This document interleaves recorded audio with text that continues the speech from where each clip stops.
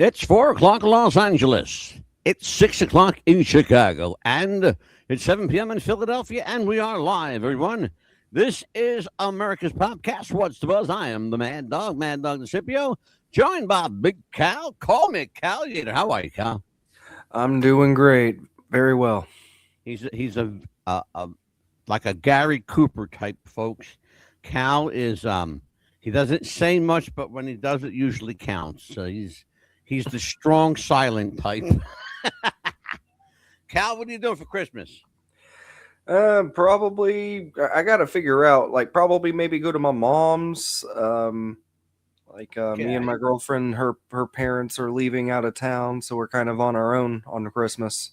Where are they going for Christmas? They're leaving their daughter high and dry with you, and they're going to go out and hit the ski slopes or something. They're going to Indiana. What, pray tell, is in Indiana? My girlfriend's sister lives in Indiana near Fort Bragg. Oh, I see. So they dumped one daughter to go see the other daughter. Yes, and the third daughter is living in Canada.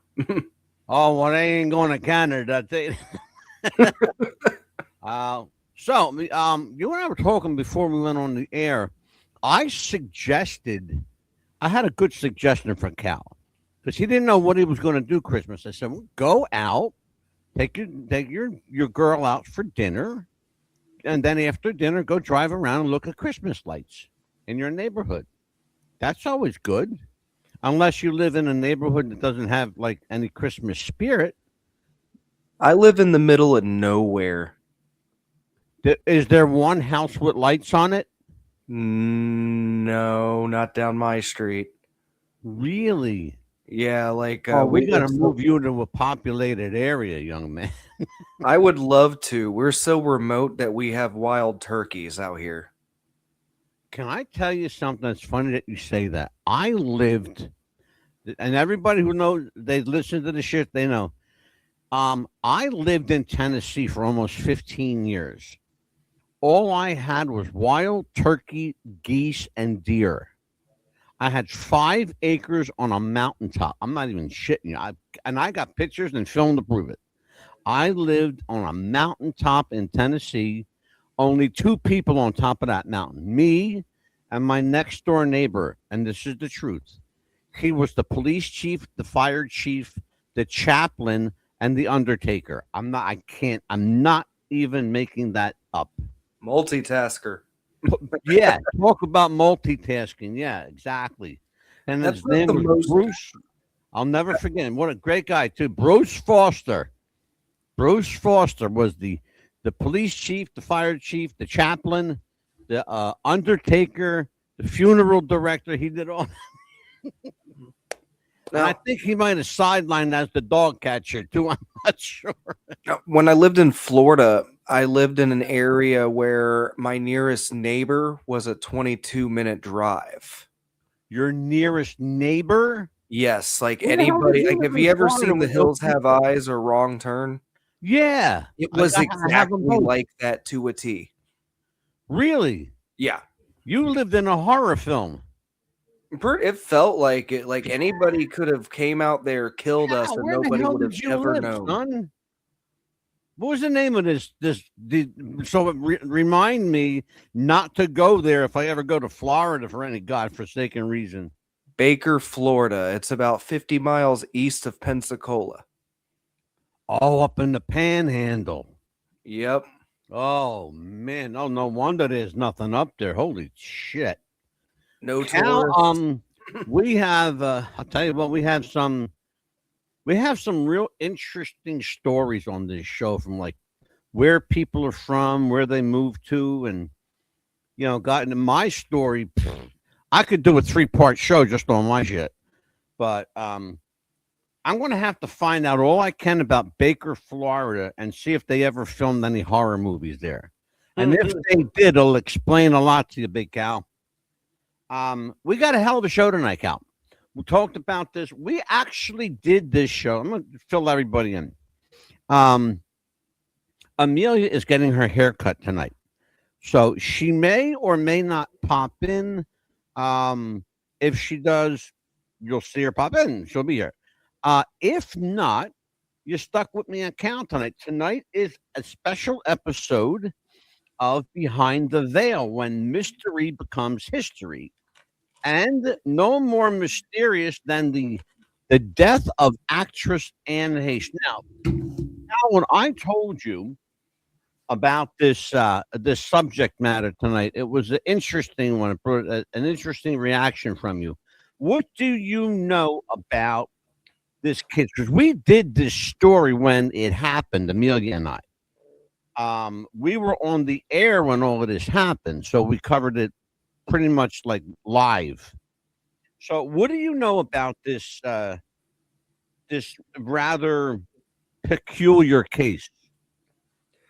Well, basically, Anne Heche, she died in a car accident. Apparently, there was cocaine found in her system. Um, but at the same time, it's always been suspicious, because of her ties to Ellen, their ties to Diddy, their ties to Justin Bieber. Mm-hmm. You And know, you're it- right about all of that, except for, interestingly enough, they never found any drugs in her system. 3 autopsies were done on Anne Heche. Here is what we know. And then here are the facts, and here is the conjecture. And I've got them both in front of me. So let me just go through what we actually do know. These are established facts, by the way. And you're more than welcome to check it out. And they're supported by official sources in Los Angeles and LA County.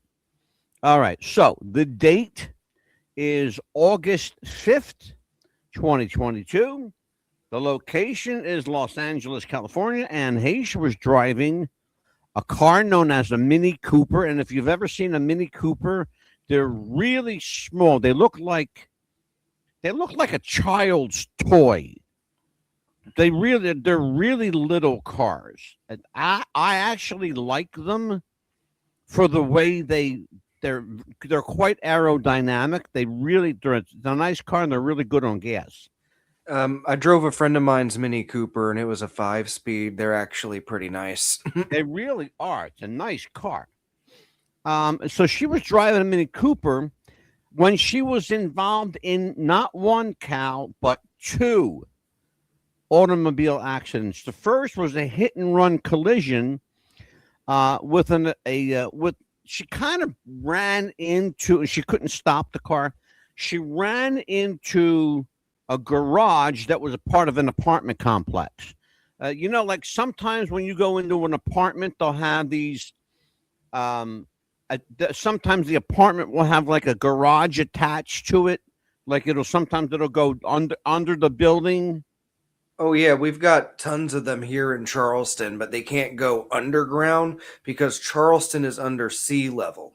Yeah, yeah. So, and then that's kind of what happened here. Is it was one of those like garage / driveways that kind of like went semi underneath the apartment building.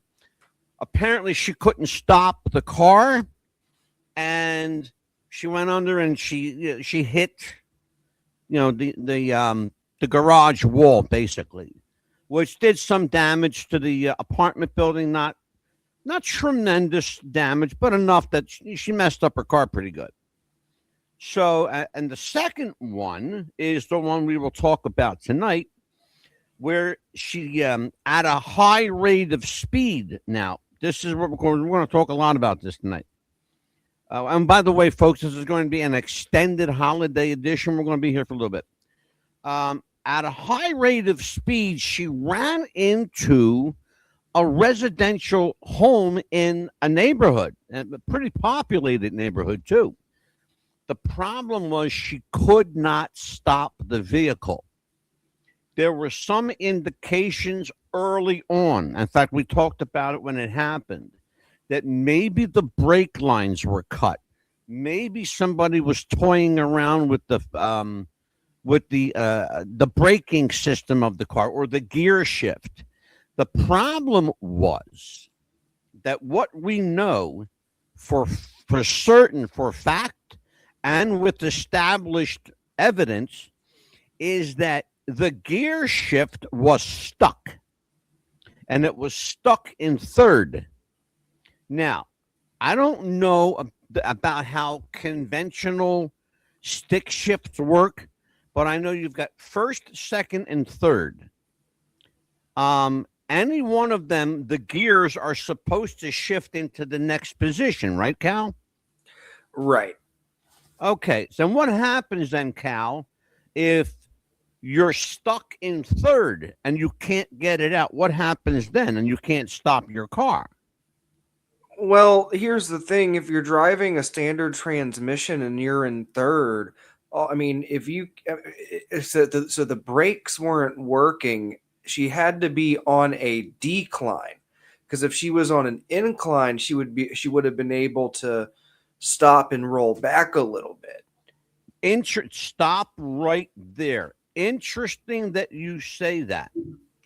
Interesting that you say that, because the street, and you're going to see the street tonight. Here's the funny thing about this street. It is absolutely flat. You can see from one end of the street completely down for almost a mile. That's how long this road is. And you can literally, and you're going to see it tonight, you can literally see from one end to the other. And you're going to see some photos tonight too. Well, we got a lot of video. I mean, we've got probably 11, 12 videos tonight. So let's just start with the backstory. Here's some basic backstory info. And this is from the Hollywood Story, or it's from Hollywood Extra. Let's just take a look. Wishes? Sure. I don't want anyone to be hurt. Ellen DeGeneres is sending kind words to her ex, Anne Heche, amid her hospitalization following her life-threatening car crash. Vehicle into a structure. We also have a structure fire, 2-story, single-family dwelling, heavy smoke showing. Keep everybody coming. While out and about in Santa Barbara, the former daytime talk show host gave a brief comment on the actress, whom she dated from 1997 to 2000. Have you spoken to Anne Heche at all since her accident? Have not. Do you want to... We're not in touch with each other, so I wouldn't know. It's seemingly true. Ellen and Anne have had little to no communication since their split. That's something Anne mentioned to E.T. In case you didn't hear what she said, when the reporter asked her, have you talked to Anne Heche? Here's what she said was pretty interesting, but kind of cold. She said to the reporter, "Shut up. I don't talk to her, so how would I know?" And you're going to hear this again. Cal, I heard this. I was floored. I had the same look that you have on your face right now.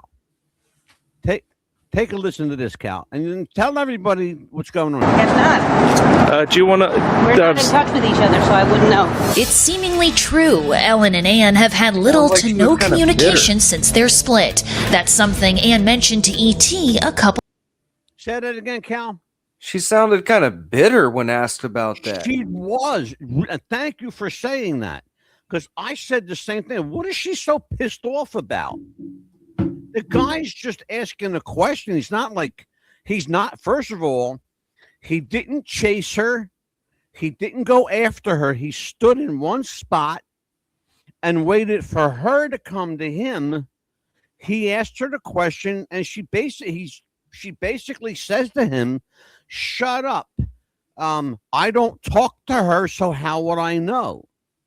Okay. But I heard that went, "Damn, what the hell? Who pissed in her Cheerios today?" Right? Kind of like that's what I got from it, just like you said, Cal. Years ago. Ellen and I haven't spoken in years, and you know, in a relationship, and I think many of us have, you come to a fork in the road. What do you want, and what do I want? and those goals, that intent in life, is determined by the individual. And her intent and my intent were different, and that's why we separated. But despite the two not being in touch, Ellen still hopes Anne comes out of the accident okay. I don't want anyone to be hurt. Yeah, it's quite a dangerous accident that happened, wasn't it? Sure was. Ellen and Anne have a lot of history together. Back in the 90s, their debut as a couple wasn't welcomed with open arms. I think people have let go of this a little bit. I think they've calmed down and realized that, it's just hopefully something that's like any other couple. It's a moment in time Anne opened up about while she competed on Dancing with the Stars in 2020. My movie premiere, Volcano, I had told them that I was taking Ellen as my date, and I was told if I took Ellen, I would lose my Fox contract. At that moment, she took my hand and said, "Do what they say." And I say, "No, thanks." I took Ellen to the premiere. I was ushered out by security before the movie even ended and told I was not allowed to go to my own after party for fear that they would get pictures of me with a woman. But despite those struggles, years later, she sees the good that came from that entire experience. We went through an incredible time, and we were truly a part of a revolution that helped move the needle, and I couldn't be more grateful for that. Ellen and I had a little bit different twist on the story of what we were fighting for 20 years ago and fighting for equality, and I'm so thrilled to have been by her side.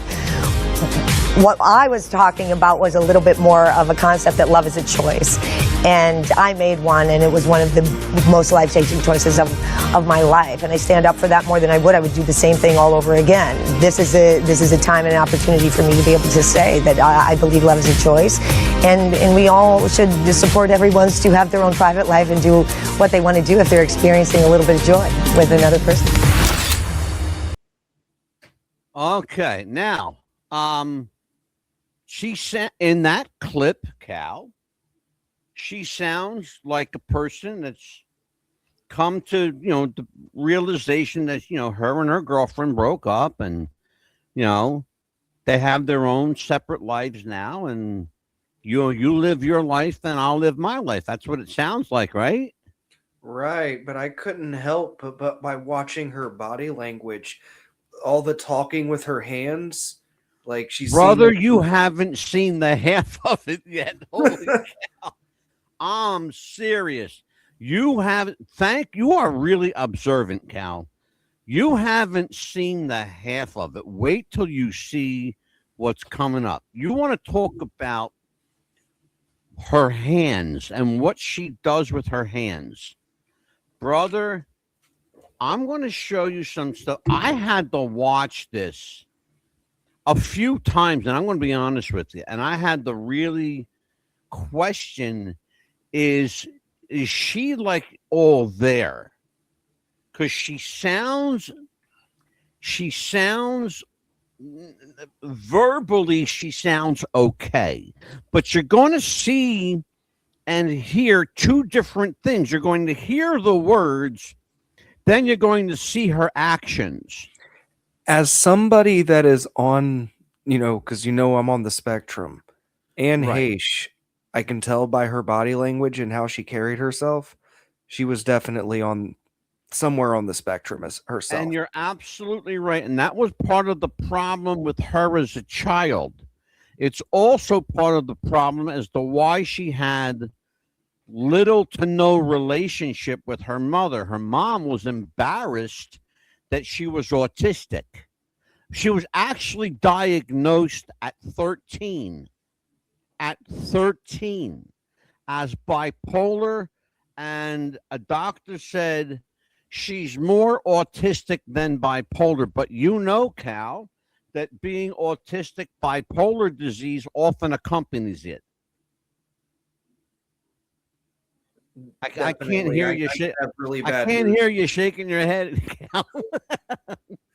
You have to speak into that microphone in front of you, brother.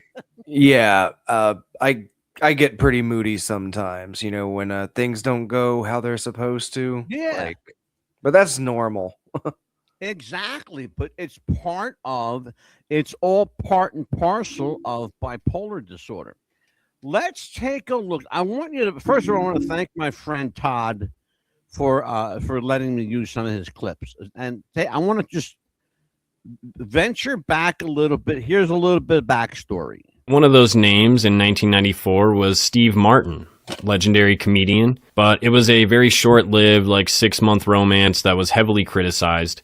And the reason that it ended is because Anne ended up meeting Ellen DeGeneres, which is another rising young female star comedian at the time. And the two of them, after linking up, the chemistry and the fire, the flame was hot. Anne recalls seeing Ellen DeGeneres at a Vanity Fair Oscar party, and it was kind of like love at first sight. Even though she was still with Steve Martin at the time, she was just in love. The two of them started a kind of secret relationship in 1997, because obviously at this time, that wasn't a very mainstream idea, wasn't widely accepted. But they were so serious that they actually had talked about marriage, and they're quoted as saying that if one of them ended up passing away, that the other one would want to go too, which is like kind of poetic, Romeo and Juliet kind of stuff, but a little extreme. But they didn't keep it secret for very long, because in April of 1997, Anne would invite Ellen to be her +1 for the premiere of her new movie, Volcano. This is a huge no-no in the industry, apparently, because Anne describes having this meeting with Ellen where she talks about wanting to bring her,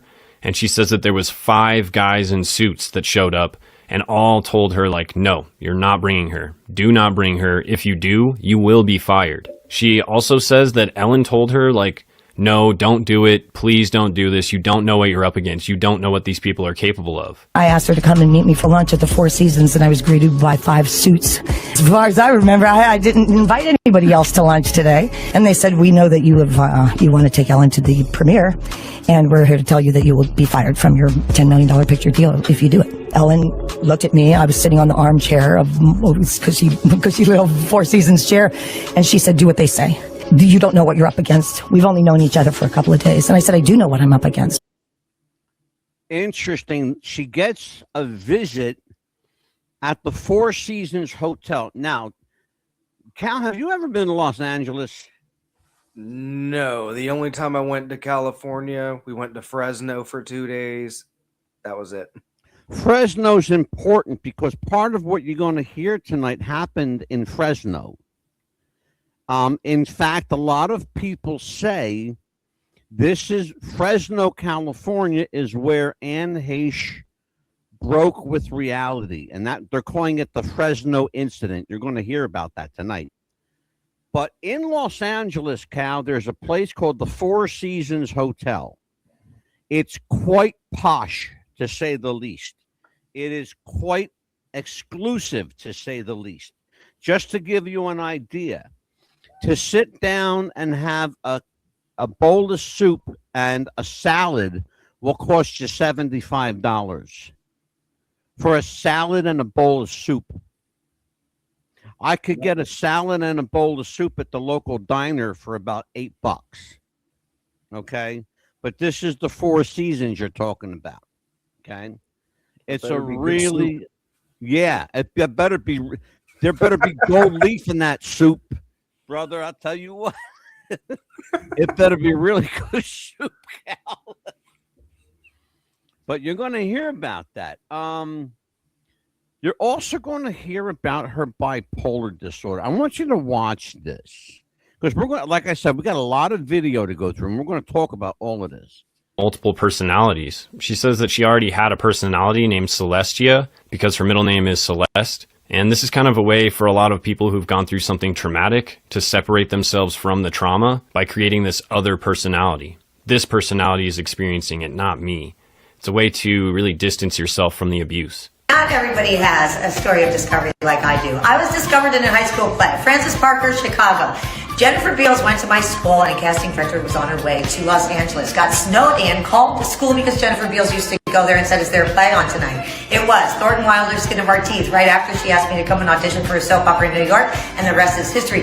Vicki Marley, Another World. She uses her hands a lot. And you can tell she's not using her hands to talk. She's using her hands because it's almost like she needs to do something with them. Cal, talk to me about why people on the spectrum and why people with bipolar disorder feel the need for that attention? Because I don't get it. And, I don't think I'll ever really get it. Because it's very hard for people that are neurotypical or neurological. It's very hard for them to express themselves. And a lot of times I'll even use my hands, and it kind of helps me slow down my speech so I can actually get my point across without sounding like a damn fool. Interesting. Stop right there, Cal, because I'm going to follow that with something, and you're going to see this too. And you just saw it.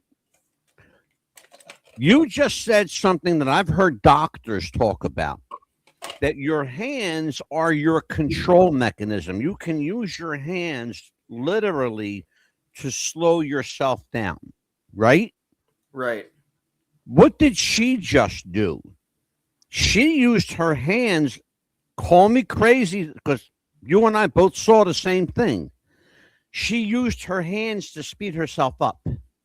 Am I nuts, or is that what happened?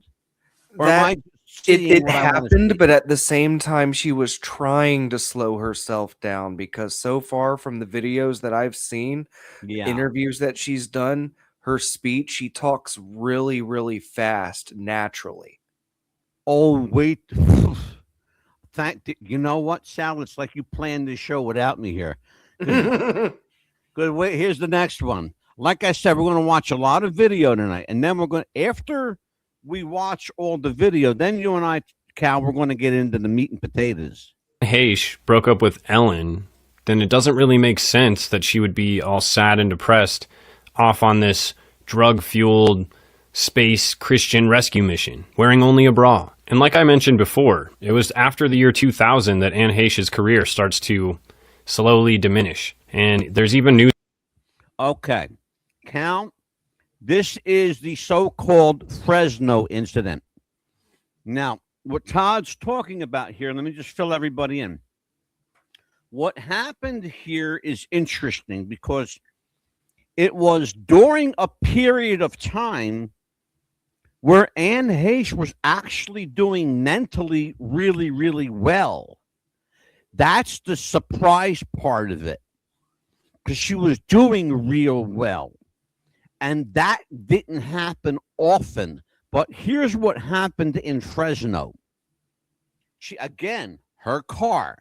She has a problem with her car. She stalls out. She's got to have some kind of help. She does not have a phone in her car.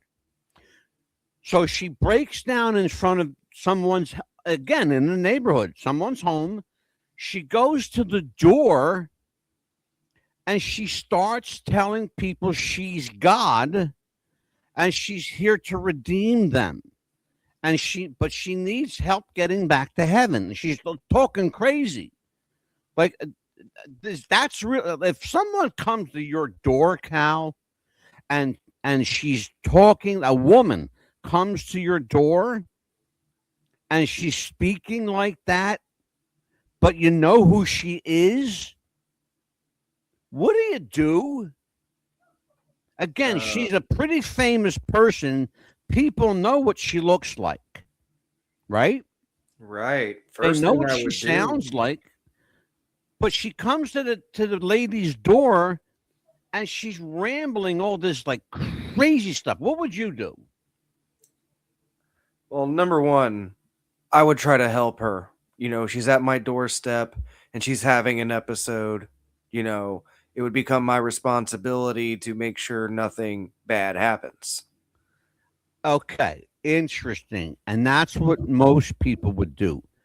That's not what the woman in Fresno did. The woman in Fresno slammed the door in her face. And then she proceeded to call the police. Here's what happened. It's talking about how this Fresno incident was kind of like the final nail in the coffin for her. She wasn't really in any mainstream anything following. So what Todd is saying is, in the aftermath of her Fresno incident, Heche's once promising career seemed to be reduced to late-night talk show punchlines like Jimmy Kimmel and Fallon and and Conan O'Brien. She was basically fodder for late night humor. It's interesting that most actors, and this is nothing that you can't check out, and you please check this out. Most actors have some sort of personality defect, flaw, or idiosyncrasy. That's what makes them great actors. Kevin Spacey, you know who he is, right, Cal? Yeah. Kevin Spacey is not only bipolar, but he's autistic. But he's an Academy Award winner. Okay? This is what we're talking about. Watch. This Fresno incident. People kind of wrote her off as crazy after this. And that's what happened in Fresno. And that's why the Fresno incident was the pinpoint of her pivot from reality to this place in time now where she kind of goes a bit, I don't know, how do I want to say this politely? She kind of I don't want to say she went off the deep end, because she kind of been in and out of the deep end of the pool for a little while now, Cal. To be, and I'm trying to make light of it a little bit because it is so serious. I'm not the type to sugarcoat. Go for it, please. I mean, she was on something, like, at the very end of her life. Like, she definitely let the drugs take over. It is what it is. Yeah. But nobody goes around telling people that they are God unless they are on drugs or they're full-blown narcissists. Oh boy, did you open up a can of worms with that one. And I'm glad you did, because we're going to let them worms scatter all over the table. Because we got a lot of worms here to go through, brother. Take a look at this. And Cal, I want you to notice that what you're looking at is the camera that caught the footage that you're about to watch. It's really important. I want you to take notice of the car and the street. Take notice.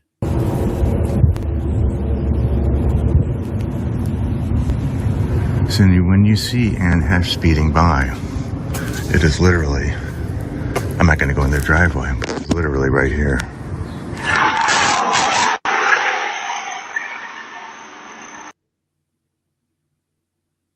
Watch that again.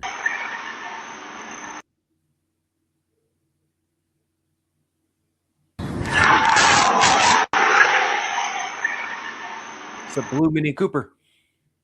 Blue Mini Cooper, and it's flying. It's flying down that street. What did you notice about that street, Cal? There was no incline. It was perfectly. There was no way. That's strange, because all you would have to do, like, if it's stuck in third gear, all she would had to have done was put her foot on the clutch, put it in neutral, and slowly roll to a stop. So it's either she didn't know that, or she was not conscious while that car was moving at that speed. Thank you. Thank you. There are people who swear that they saw her slumped over. Only, let me see, I'm going to think it's only, out of the at least dozen people, only four. Was it four? Let me see. 1, 2, 3.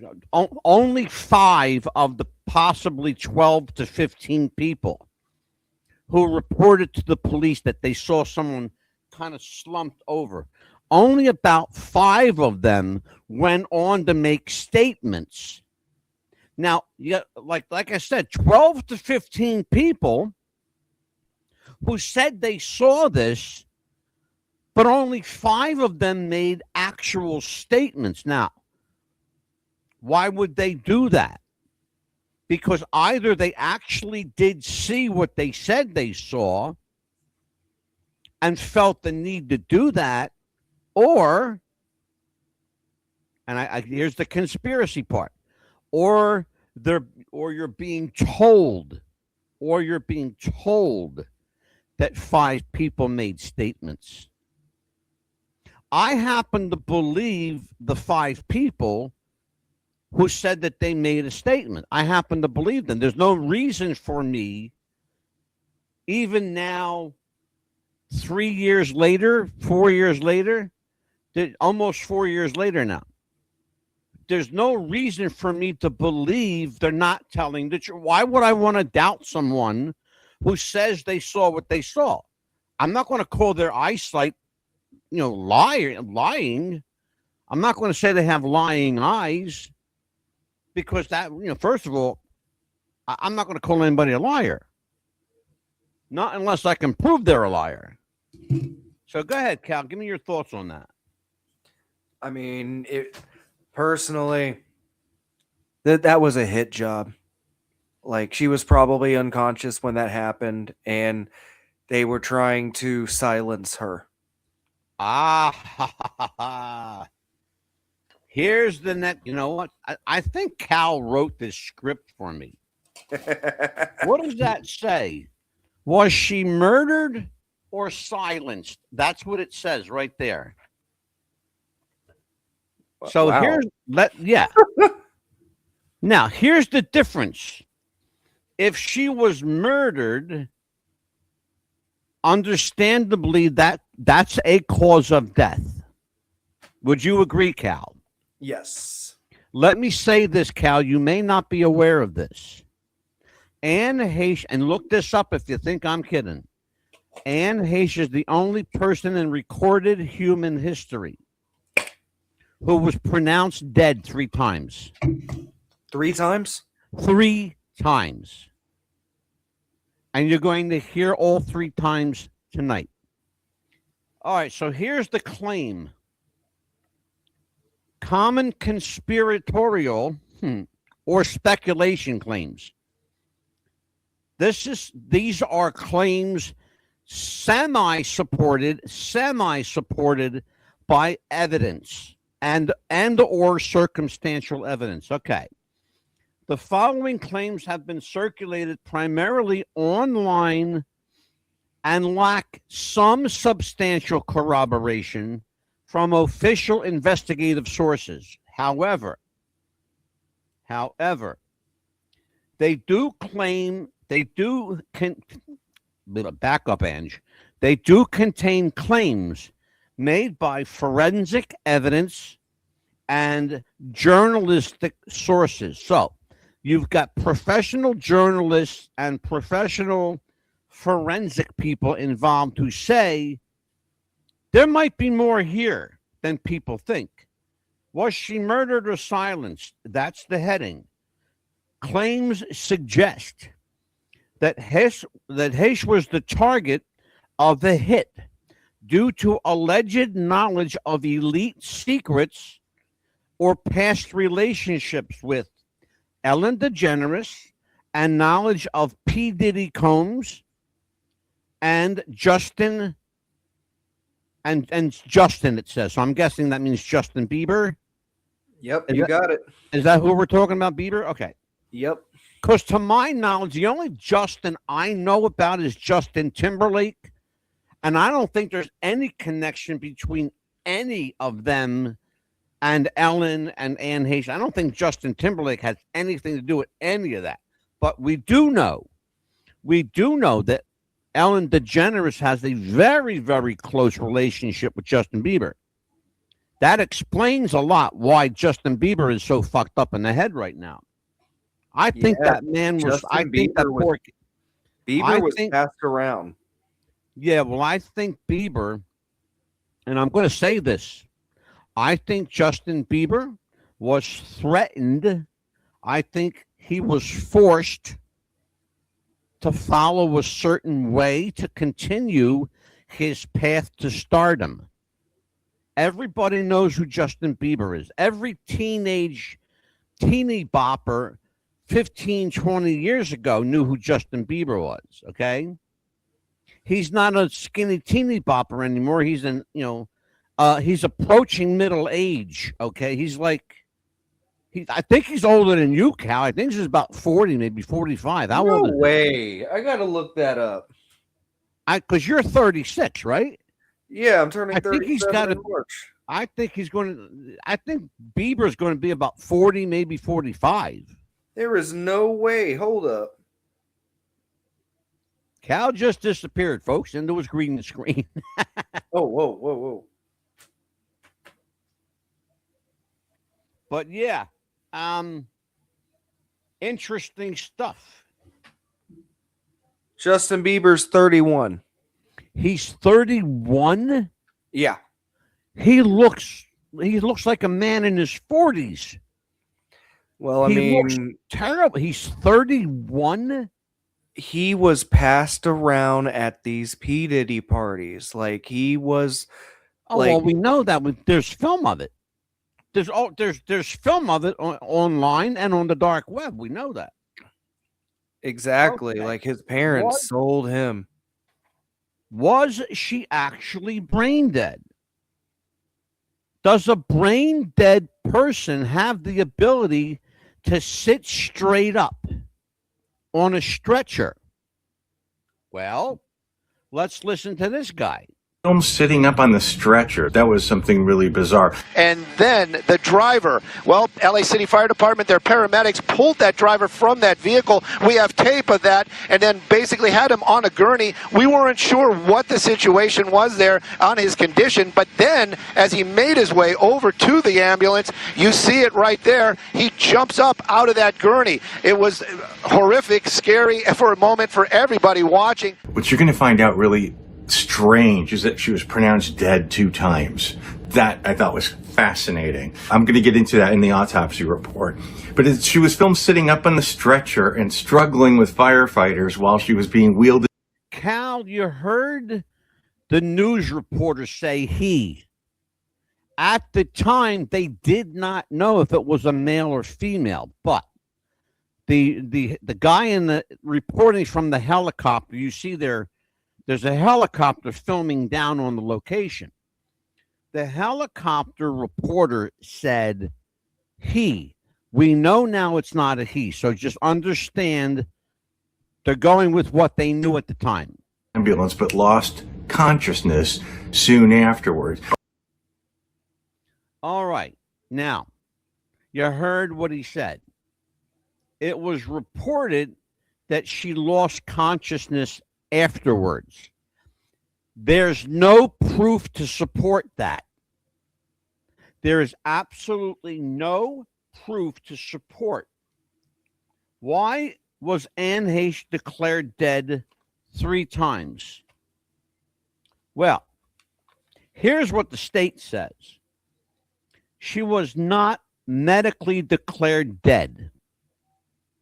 Here's the difference. There's a difference between brain death, physical death, and something called legal death.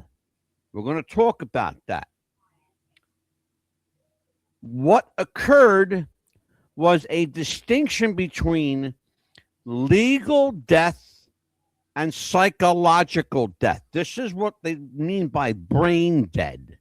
They call it psychological death. That's the term that the forensic examiners use. They don't use the term brain dead. They say psychological death. In other words, you don't have the ability to think. You don't have the ability to reason. You don't have the ability to speak because your brain controls every function of your body. Does it not? Correct? Yes, it does. Okay. Well, if you're psychologically impaired or psychologically deceased in terms that the state guidelines require, then you're what we call brain dead. Then there's no coming back from brain death. That's all there is to it. The problem gets into the murky waters of legal death, because what determines legal death? Is it your heart stops? Is it your breathing stops? Is it you can't walk? What is legal death? That's the murky water. Psychological death, brain death, is pretty cut and dry. The reason she was declared dead 3 times, folks, 3 times, not twice, by the way, what the gentleman said, 3 times, and you're going to hear this tonight, was because there couldn't be they could not make a clear-cut distinction between medical death, psychological death, and physical death. So you're going to hear this, and I want you to start hearing this now. You're going to see something that was never seen before. We're going to talk about this one. That we were looking for, that anxious or that quick moving that was going on the other side of the vehicle. Oh my gosh, he's completely alive. He was trying to get away. I want you to take a good look at something. I'm going to roll this back. Cal, I want you to look at the fire engine that says E43 on it. Okay? Okay. There's an ambulance that says 63 on it. They are from the same squad. But I want you, again, to take, because you're pretty good at watching stuff, I want you to take very keen notice as to what happens on the right-hand side of that number 63. Take a good look at this vehicle. Oh my gosh, he's completely alive. He was trying to get away. He was trying to get away. Whoever. Go ahead. Okay, so number one, I see the firefighter on the right trying to push him back down onto the gurney. Stop right there. That's exactly what happened. They didn't just gently lay her down. They pushed her back down onto that gurney. What you cannot see there is going to blow your mind when I show you the clip that you can see, because you're going to go nuts when you see it. Let's watch.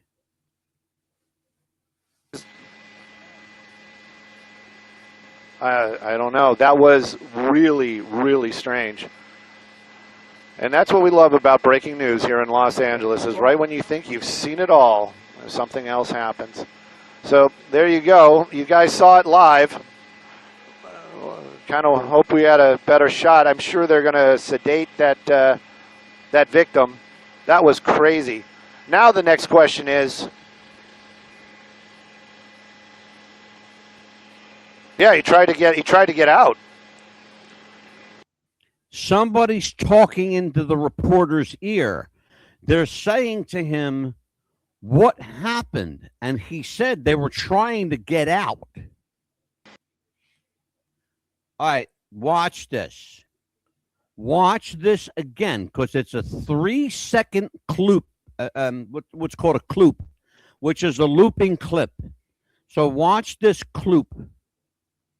Okay? Tell me what you see, and watch, Cal, carefully.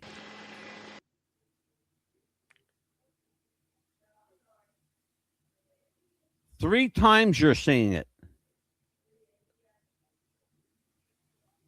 Tell me what you see, Cal. She looks burned. What is striking about that clip? She looks like her skin is burned. She's got no face. Yeah. Look at her face. It's off. Watch. Watch this clip. Folks, those of you watching on television are jumping in your seats right now. Those of you on radio, I encourage you to go to our YouTube channel and watch this just as soon as you can, because you're going to see Anne Heche as never before. Again, watch this clip.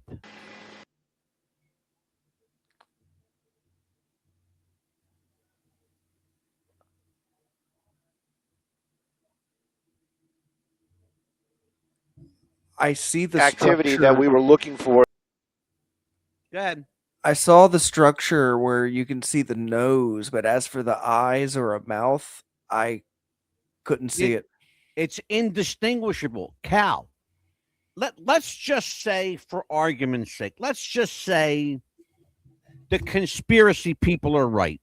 And you know, Cal, this show, we love a good conspiracy here, don't we?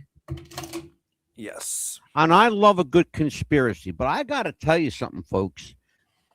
I saw this clip today, and I'm not going to tell you where I got it, but you will not find it on Odyssey or YouTube or YouVoo or any of those video streaming platforms.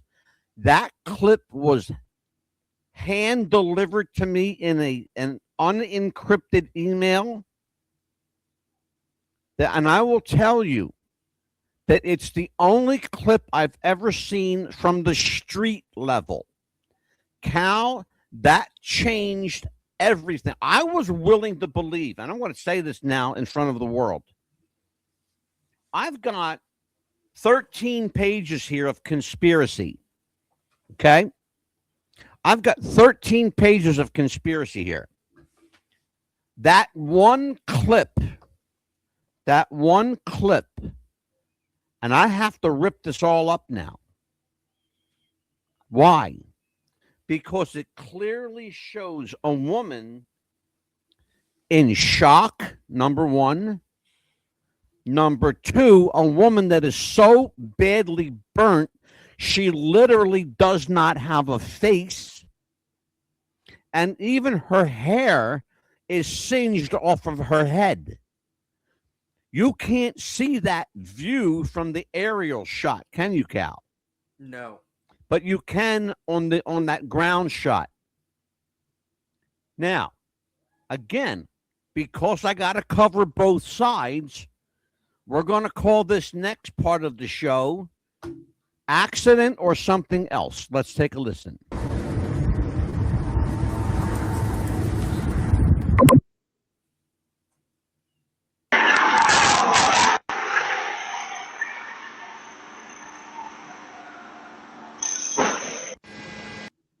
Cal, did you hear the car screech? Yes, and then a little bit of a crash. And then you heard the crash. So let's hear that again, because I want people to understand. Those people that said the brakes were cut, well, clearly they were not cut. Clearly they were not cut. Why do we know that? Because you just heard the tires screech. What is not clear is how far into that street did she get before she started to slam the brakes on.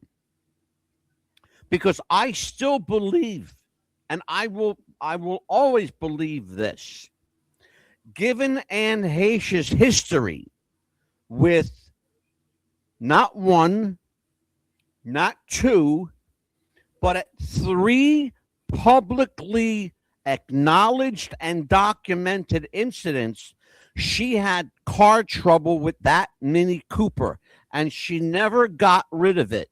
She continued to have it fixed, even though she was told that it's a bad car for her. Now, a Mini Cooper is a really great car. But like every other car ever made, mechanical things can go wrong with it. Your brakes can go out. Your gears can get stuck. You can get stuck in a certain gear and not get out of it. Someone can also hack your vehicle and cause it to drive and control it from a remote And place. we are actually you're going to see a little bit of that tonight. Because I just watched, before we went on the air, an hour and a half video of how people can hack your car. Because every car right now on the road, has a computer in it. And you can go to your desktop computer. You can hack your car from your desktop computer, Cal. Did you know that? I know it's possible. I haven't figured it out yet. Well, I know it's possible because I saw how a guy did it. And I'm going to send you that video. But watch this.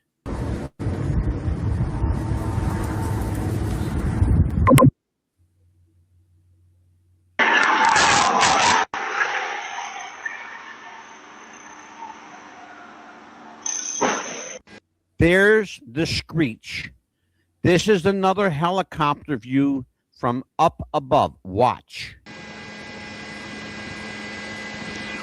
Oh, and by the way, they are on top of the roof of the house.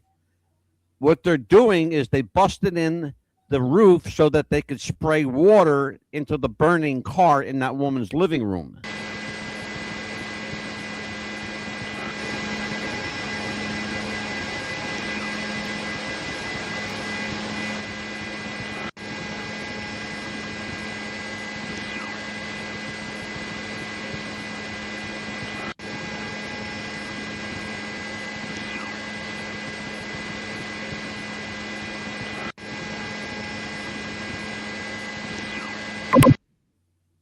Interesting. What did you see there, Cal? Well, number one, that's a pretty strong roof to handle the weight of all them even standing on it. Exactly. Did you see the house before it was hit? No, I did not. It was a very decent sized house in a very upper class neighborhood. These were not little houses. They were not your little white picket fence houses. These were pretty solid houses. But you're going to see more of that house now. 9 firefighters, 45 minutes to put this. Did you hear what he said? Took firefighters 45. Well, it says 65 minutes to extinguish the flame and extract the driver. So it took them about an hour. Wait a minute. How many firefighters, Cal? Tell everyone. 59 firefighters. You hear what he just said, folks? Did you hear what he just said? It took the Los Angeles Fire Department responding to an emergency call around 10:56 a.m. local time, during which it took, like Cal just said, 59 firefighters around 65 minutes. That's an hour and 5 minutes, folks, to extinguish flame and extract the driver, according to the press release. All right? That's where we are. Now, how long does it take under normal circumstances? How long does it take a normal to pull somebody out of a burning car? Yeah. Maybe about, but depending on conditions, 10, 15 minutes. You're right there.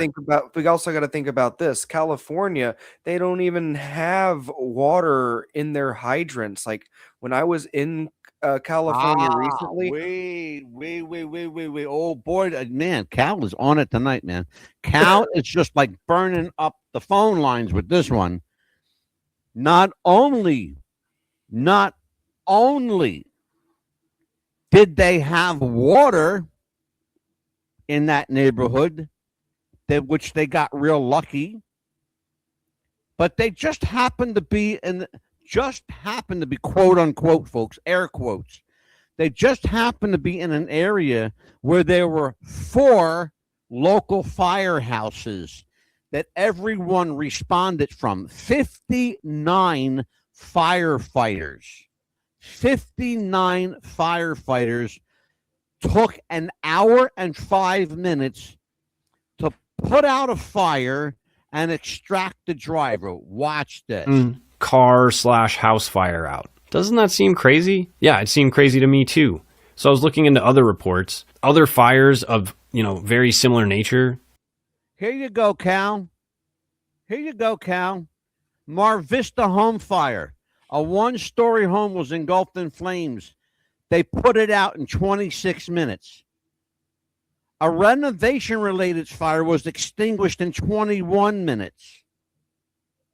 A fire led to the deaths of an elderly man and woman and their cat. All right? 20 minutes, 21 minutes, 26 minutes. When Cal says 15 minutes, he's right in the ballpark. But yeah, so this tells me that, there was way too many firefighters for it to just be gross incompetence. Like, what do they call that? Too many hands spoiling the soup? Is that what they say? Too many cooks to spoil the broth. There you. I like that one better. That's beautiful. We put out in like 20, 25 minutes, half the time. So what took them so long? It took them 25 minutes before they even realized somebody was even in the car. Then they start putting this fire out and they say it took them way too long and the car was lodged in the middle of the house so they couldn't get to it. But nothing. It's no wonder Anne Heche didn't have a face. She was in a burning car, Cal. No wonder she didn't have a face. Her face, by the way, folks, was off. She died a terrible death. Horrible. That's why, and we're going to get into her death. That's why she was declared dead 3 times. By the way, each time they declared her dead, they had to go to court to do it. They don't play around in Cal. They don't play around in Cal. Is as strange as what happens next. There's speculation that the reason the fire took so long to put out is because they let it go on that long.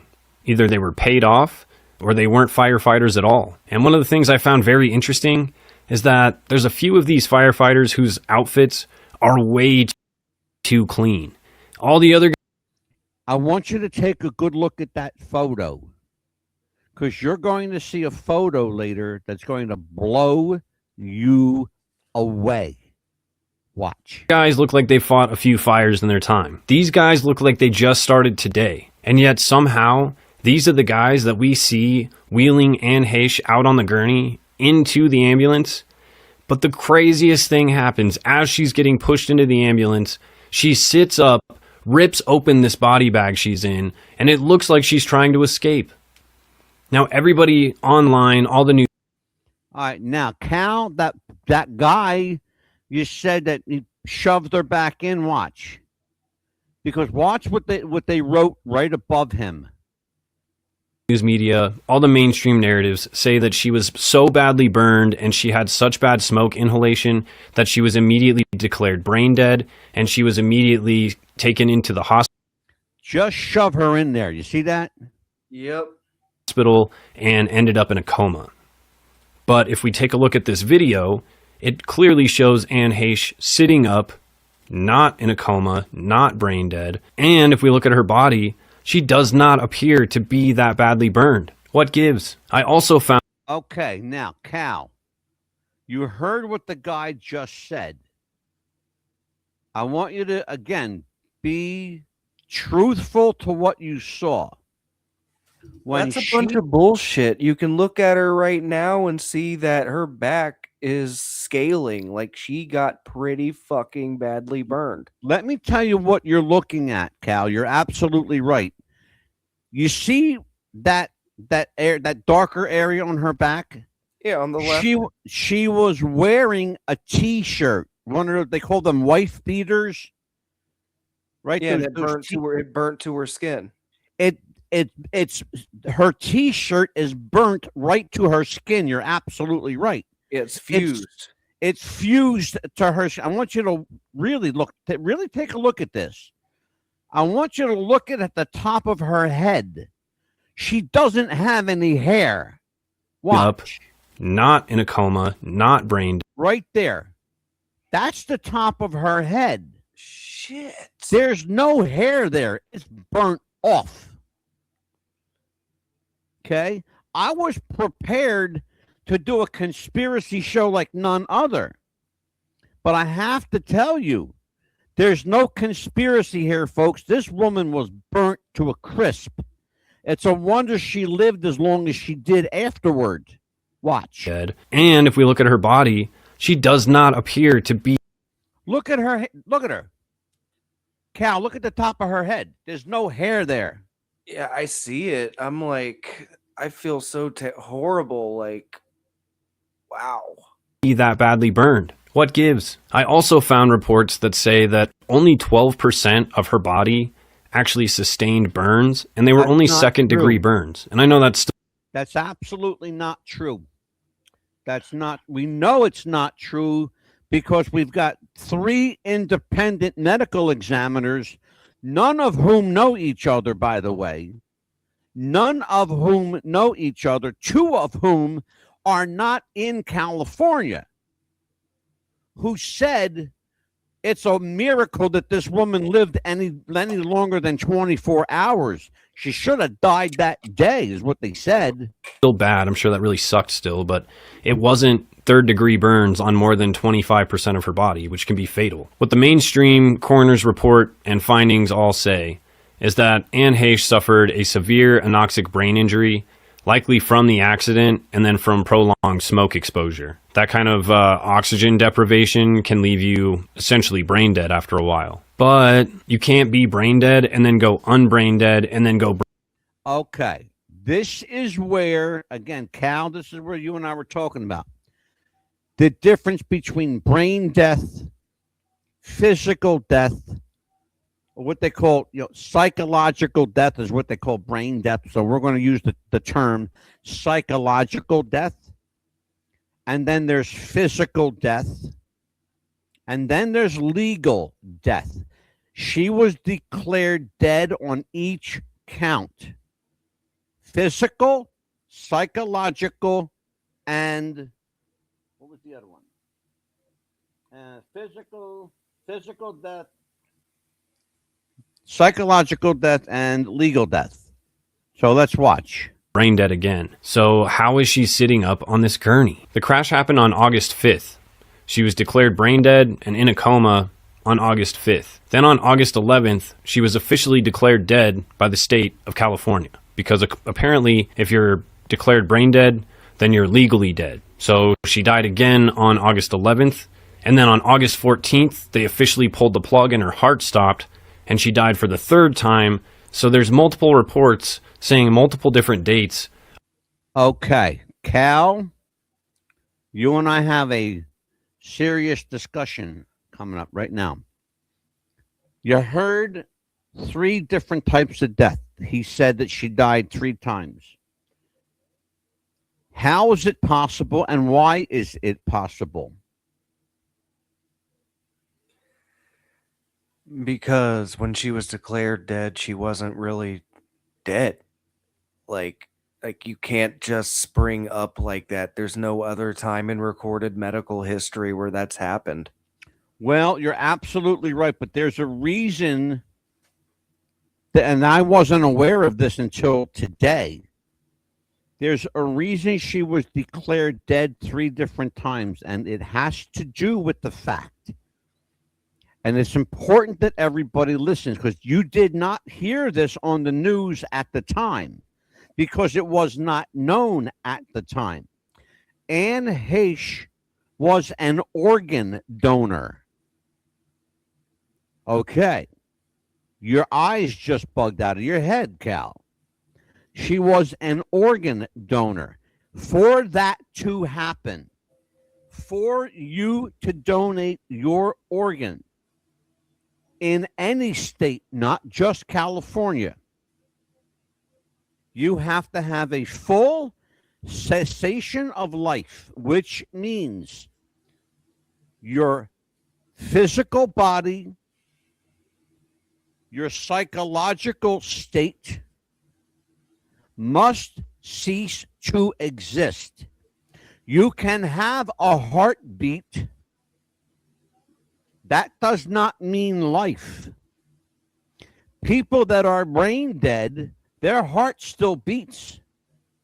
There was a woman in Florida. Her name was Terry Schiavo. Terry Schiavo lived for 40, listen to what I'm saying to you. She lived for 40 years plus. In a vegetative state. In a vegetative state with a tube in her mouth. Okay? It finally took a lawyer and a compassionate judge to say, please, for the love of God, take this out. And the judge and the state of Florida did the right thing for a change, and they let this woman die with dignity. Finally, after 40 plus years, 44 years, I believe it was. I'm sorry, but they let her suffer for 40 years. Way That's not too dignity. long. Well, I'm 1,000% with you, Cal. 1,000% with you. Watch this. She actually was declared no longer with us. That alone is kind of fishy. On top of the fact that there's really not much else known about what happened after she went into this coma. She was rushed to an intensive burn unit, and she was kept under police surveillance because the police opened up a DUI investigation into her. That's not true. That's already been proven false. That's already been proven false. There was no police involvement at any point for any reason. She was a woman who had an accident, got burnt, and died. Whole case. And then once she passed away, suddenly the police decide, we're no longer going to investigate. Nothing to see here. She's gone. Nothing to investigate. We don't need to know. That's weird, right? And of course, on top of everything else going on with all the news reporting, authorities have revealed that preliminary testing indicates. All right.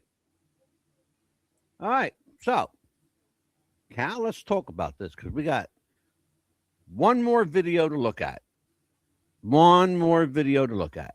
So what do you think? Would you think this guy doesn't have his information? Do you think he's going with the conspiratorial line of thinking here? I mean, it's common sense. Like his entire Where's take. your head on this? Tell me where you are on this, Cal. I mean, he can't have all the information, but he's pretty much, even from a conspiratorial point of view, he's pretty much spot on. Like that's the only, it makes sense. It does make sense until you do something that I did. Weigh the conspirator, and I love a conspiracy, folks. I will tell you, I love a good conspiracy. But you got to do two things. You've got to weigh the conspiratorial angle with the facts in the case. Do they match up? If they match up, how many points match up? There's what's called a 10-point system. I could only match up 2 points in this case, Cal. I could only match up 2 points in this case. Okay? Number one, that there were excessive people at the crime scene, and there were people at the crime scene who didn't need to be there. And you're going to see some pictures of, well, I'm just going to say, I'll just put it out there like that. But you're going to see some things that have become problematic for some people. I can easily dismiss it now because I think I understand why. Let's watch. She says that the reason her and Ellen split up, even though Ellen has no idea, her and Ellen split because she was money hungry. She was greedy, and she would do anything for money. For somebody who says that they're all about loving each other and spreading love and being kind, she didn't follow that behind the scenes. She was all talk. And so Anne said we just had differing opinions and we had different values. so she decided to end it. You broke up with her because she had a lot of money, or you broke up with her because... I broke up with her because her goal was to have a lot of money, and mine was to find love, and hers was I want 60 billion. Good luck. Our forks are never going to meet. The further we stay on with this, the further we will be apart. Okay. She didn't live in that loving kindness. She didn't. I feel... I want you to look at her hands. Everyone just look at her hands. That you were so wronged. And now to know that you were continuing to be wronged, it fires me up a little bit. But there's one thing that I know about somebody who is greedy, or somebody who has this greed addiction. It's not the greed itself. It's not this love of money itself that is actually scary about someone who's greedy. It's what they'll do, or the lengths they'll go to get this money. Okay, how far will people go for money? That's the question. Do you think, how much money possibly was at stake? I mean, let's just call it what it is. How much money do you really think was at stake there, Cal? I'll go ahead and say several million. Okay. So give me some sense of that, Cal. Well, I mean, Ellen had her show. She had movie deals. Yeah. Okay. Okay. And I don't honestly think that any of this was about the money per se. Okay. Like it just really looks like somebody set it up to where Anne Heche would die to protect other people. Okay. I can see that. I can see that. There's two more clips we're going to look at.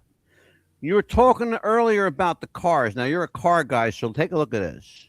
He, like, in the government, grabbed this car because maybe they had some sort of vested interest in this car. The other thing with the car is that it very, very, very much looks like another car that I saw from a different case from 2013. You guys might have heard of him. His name's Michael Hastings. These two cars look identical. Michael Hastings' car was speeding down kind of like a business district road. According to reports, there had been 0 accidents from 2001 until 2009 on that road. It's a very safe road. But Michael Hastings, not so much. He goes flying down this road. They assume he was hitting speeds of 100 miles an hour because his car was actually airborne, according to certain witnesses. But after his car goes flying past this camera, you just see it fly over the median and smash into one of the giant palm trees there and burst into flames. Sounds. By the way, Cal, guess what kind of car that is? Ooh, is it a Mini Cooper? There you go. Yeah, it's a Mini Cooper. There you go. Watch this. It's very similar to what we just experienced with Anne Heche flying down the street uncontrollably. The other thing that you note about these two incidents is that, well, first of all, Anne Heche didn't have any black box recordings or reports come out, which is very typical in a car crash situation. In that Macy Marie Lathers case, they had a black box thing saying that she didn't apply the brakes. She actually applied the accelerator. But there was no black box report for Anne Heche. Also, no black box report for Michael Hastings.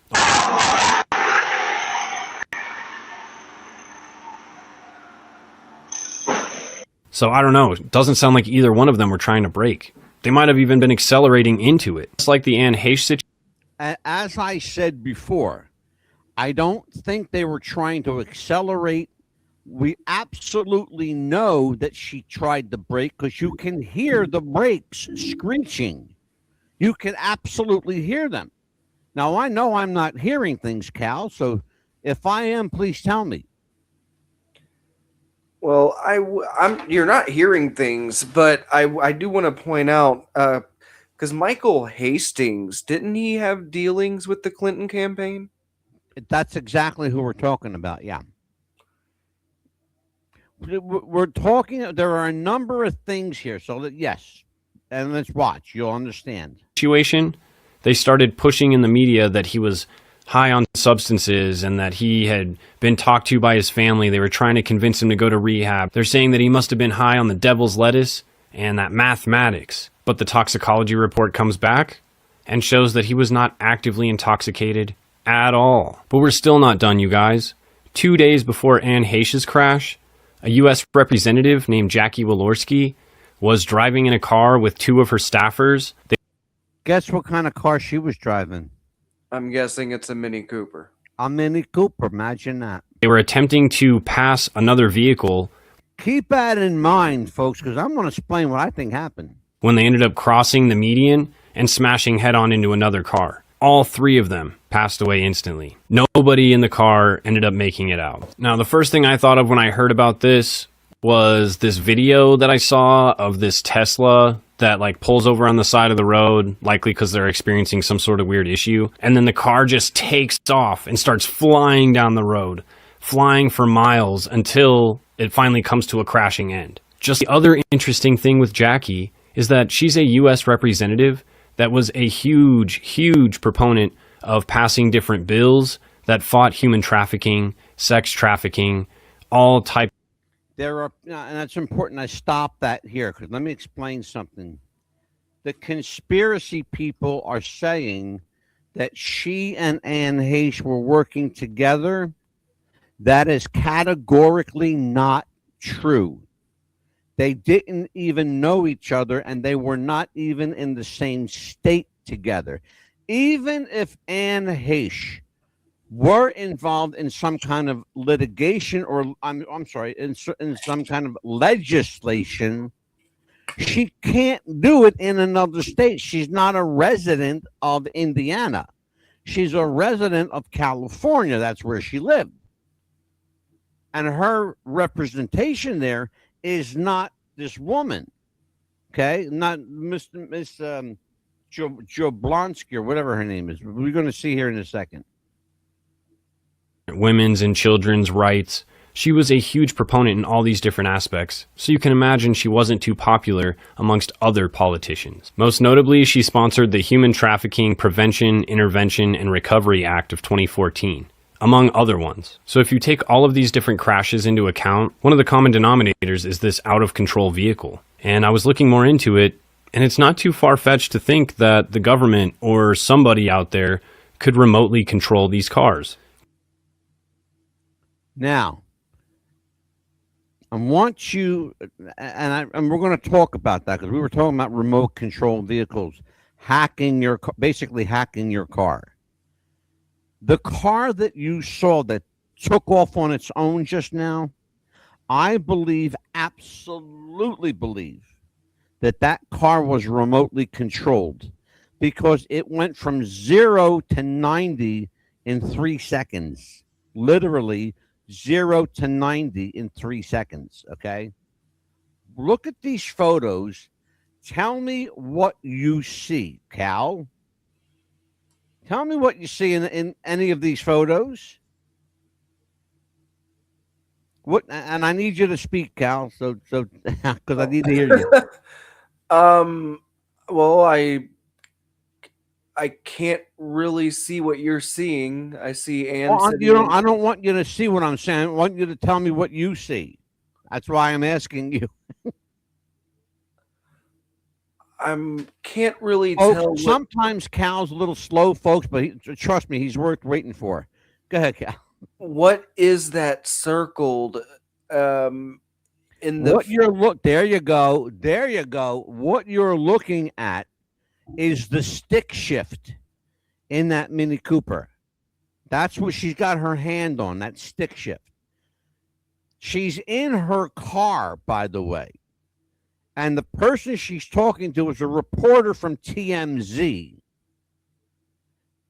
That's the same day that this accident happened. It happened about 10 minutes after that picture was taken. I want you to look at the shirt she's wearing. Okay? It's the same shirt. It's the same shirt. Holy shit. It happened 10 minutes later, Cal. Literally right after that picture was taken. You are looking at the last picture of Anne Heche alive, right there. Right there. There's the car. There's some other pictures I want you to look at.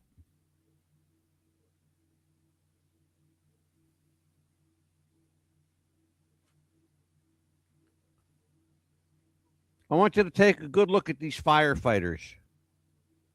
Does anything stand out as unusual? Well, I will say that their uniforms are pretty pristine. They're standing. Oh, looks like the guy on the left, he's just standing straight down with his arms down like he doesn't know what he's even doing. Yeah, go ahead. I'm with you. Go ahead. You're on the right track. These aren't real firefighters. I don't believe so either. I don't believe so either. These are all actors. I think they are crisis actors. Now, hold on a second. I want you to see something here. I want you to look at the firefighter to the far right, standing next to that bush. He's on his phone. Wait a minute. Look at what he's wearing. What is he wearing? He's wearing a pair of khakis. No, he's not.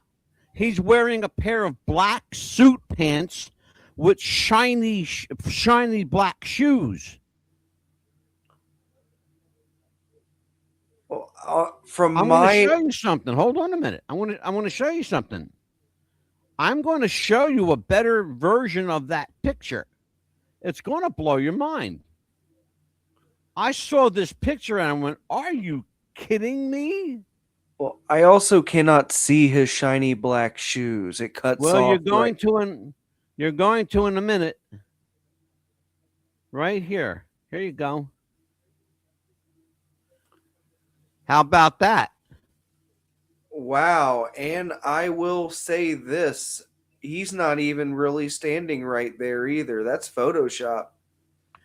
That's believe it or not, that is from the official crime scene photographs. Yeah, but he's not really standing there. It's obvious he was put on, like he was edited into that photo. I'm just telling you, brother. I'm just telling you. I'm just the reporter. I'm just the guy. I got no dog in this fight. I'm just putting the shit out there. You see it. I see it. Okay? Now, here's the thing. It's important now. Look at that and look at that. Do you see? It looks different, doesn't it? Can you put both photos side by side? I wish I could. I don't think I have that capability. But I can do this. Hold on. I can certainly try to do this. Hold on a second. Here we go. Well, there's one. Whoop, hold on. Sorry, Cal. Here you go. Here you go. And let me put this up because it keeps wanting to go. It keeps wanting to go, but here you go. You got that there and that there. Now, clearly both of them are the same photo, but one looks like it's more realistic with the picture than the other. Okay. This one here, that looks real to me. That looks real to me. The first one was AI done with AI. This one here. That's an altered image. That's AI. Well, then what the hell is this? I mean, it looks more realistic. I don't know what to say about it. They're all from the crime scene. I don't know what to say. That's why I wanted you to look at this because I know that you You pick apart stuff like this, and that's what I'm counting on. All right. It looks like this is almost stumping me. So they edited the photo. Why would they have to go back and edit it to begin with? Well, here's the thing though. The photo you're looking at came from a video. But so did this. These are all part of a video. And I want you to take a real good look at this again. Look at those firefighters there. They're all dirty. They look like they've been in a fire. Right? Right. These guys don't. This guy definitely does not. He's on his freaking phone. What question is, who's he talking to? I can't answer that. The only thing I can say is the conspiracy people have 2 or 3 points they can hang their head on. But you've got to have a full 10-point system in order to call this a conspiracy. I can't do that, Cal, but this photo, I'm going to tell you, this picture stumps me. I'll make one more observation. Go ahead. In one of the photos, it looks like the man holding the phone is standing. He's basically in the same spot, but in one of them, he looks a little more forward, like very minute. There's a reason for that. As I said, it came from a video, so you're looking at 2 separate still pictures. My question is, if that's AI, how did they do that AI with a real? I don't know how AI works. How do you do that with a real, a real time video? How do you superimpose AI? Like, what kind of technology do you need? They've kind of been doing that. There's a new AI model called Sora 2, and people have been able to take like video clips from Grand Theft Auto games and actually make them look like real people, like it's an actual movie trailer. I want to show everybody something real quick. I want to show everybody something, and I want you just to take a look. Because I have some videos here that, you could go either way with this. Let me see. I want to kind of do this. Here you go. Perfect. This is a perfect idea of what Cal is talking about.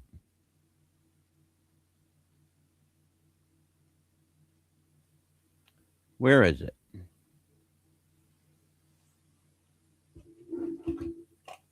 Where is it? Where did it go?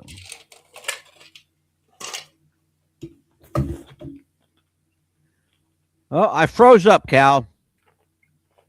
Yep. You're I did. I froze up. I don't know what happened here, but it froze up. But you can still hear me, though. Yep.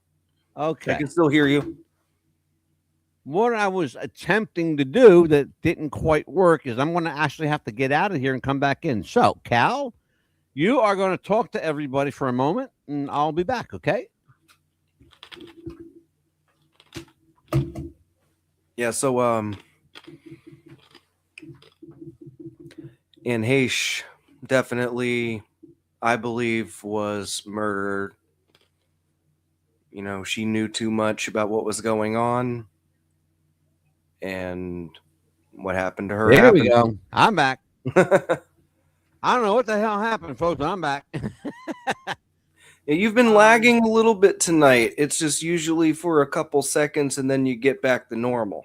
Yeah, I know, right? It's I don't know what happened to that to the clip. I think what happened, folks, and I'll just apologize in advance. I think what happened is our clip, it glitched. And the only way I can put it is, we glitched. But at least I know it was, a real glitch and not like, a glitch in the matrix or anything like that, because we're all still here anyway. But let me try. I'm going to try and do this again. I'm wanting to be able to do this. I want to try and show if I can. It might be here. Then it's not going to let me do it. It's not going to let me do it, folks. Wow. Ain't this some shit? Hit the F5 key. See if it reloads. F5, huh? Yeah, leave it to Cal, brother. F5. I guess we'll. And we have lost Mad Dog once again, folks. He should be back in just a moment. I guess we're going to have to say to hell with that clip. Then It just wasn't meant to happen. It wasn't meant to happen. Oh, anyway, but you get where we're going with it, Cal. I was fully prepared, and I really mean this. I was fully prepared to do this from a conspiratorial angle until I started looking at the actual evidence and realized, yes, can I make a case for a conspiracy? Absolutely, I can. I could also make a case for a ham sandwich, too. But that's not going to happen tonight either. But the only case I can make, realistic case I can make, is that this was a tragic, a sad, unfortunate event that happened. A woman lost her life, and she was declared physically dead, legally dead, and brain dead, mentally dead, psychologically dead, on all three levels, as is required by law. That's what people say. Well, she died 3 times or she died twice. No, she didn't die twice. She was declared dead twice, 3 times, for a reason. She was a donor. Her organs were going to other people. In order for that to happen under the law, she can't be living to do that. And she was not living. Her brain ceased function. Her body ceased function. She was legally, physically, and psychologically deceased. And there's no way, I'm sorry, but there's no way to get around it, folks. It's not a conspiracy. She passed. She passed. And sad, yes. Was she a great actress? Yes. But she was also a really troubled woman who had a lot going on in her life. And my heart goes out to her family and her kids and people who knew her. And it's just one of those things, Cal. Sorry, but it's one of those things. It happens. Unfortunately. I was actually watching an episode of, I believe it was Criminal Minds. Uh-huh. And there was an episode where there was a teenager that was taking control of people's vehicles and having them careen down the highways, but he was just trying to screw with people. He wasn't trying to kill nobody. Yeah, unfortunately, something like that can go very awry very quickly.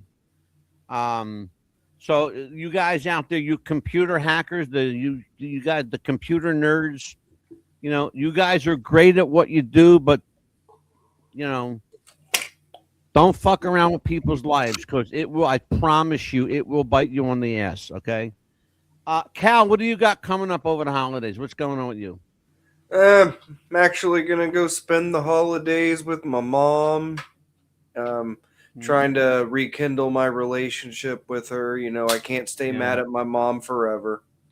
Yeah, I just lost my mother. She was 90, and I'm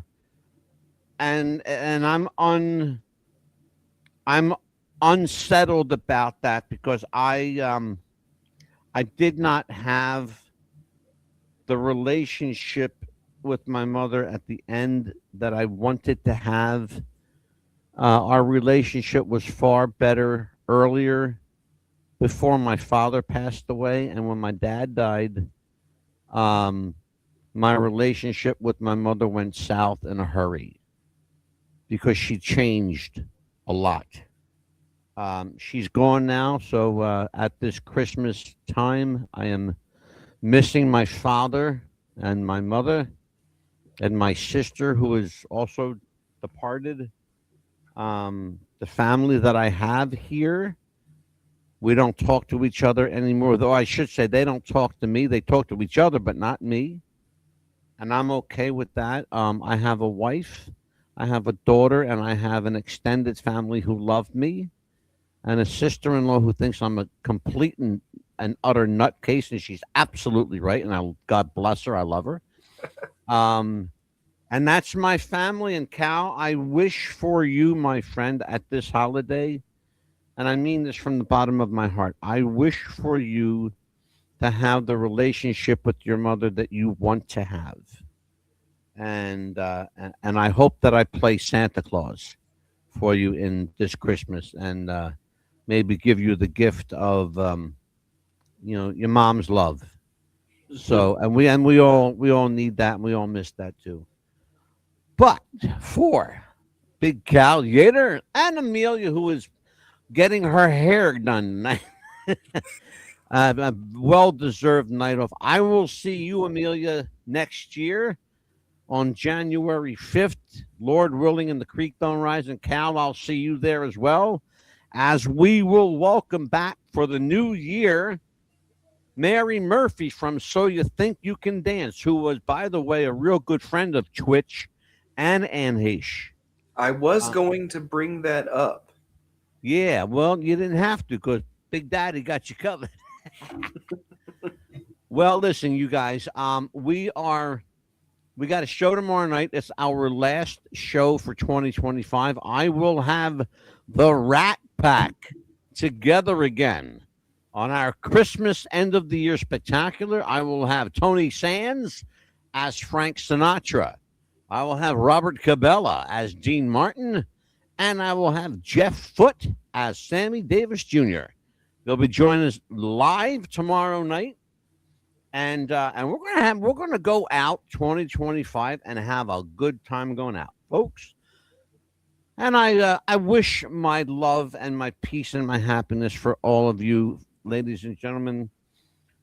Lord willing, and the creek don't rise, we will see each other again, and God will give us another day, another week, month, and year to be with you, and many more after that. And this is my heartfelt thank you for being loyal members of the show, for watching us.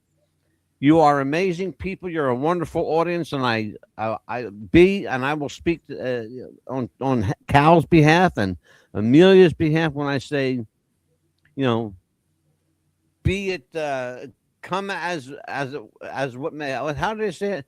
Be it as it were, come as it may. We will always have you in our hearts every night and day. I knew I would get it right, Cal. I knew I would get it right, by God. I just had to breathe, Ange. Breathe, Ange. I'll get it out. When it comes to the phrase.